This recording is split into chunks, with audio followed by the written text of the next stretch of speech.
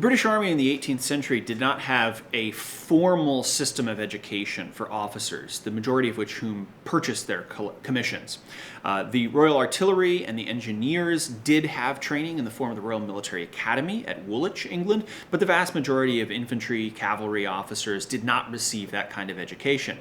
And the British Army was decentralized enough in certain ways that information about how to manage forces was often privately obtained or passed down generationally through regiments themselves.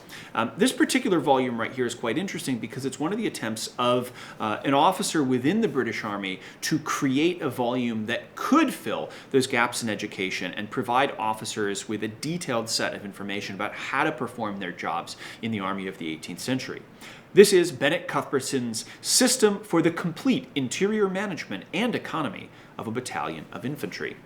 Bennett Cuthbertson was an officer of the 5th Foot, a captain, who prepared this list both of recommendations and also practice within his own regiment that he felt were ideal examples to follow for the Army, how to make it most efficient, and how to assure that you as an officer were making sure that everything was done appropriately. This book covers everything that an officer could want, down to minute details of how to wear clothing and organize your particular company. It went through a series of different editions. This is a relatively later edition from London from 1779, but was published originally in the late 1760s.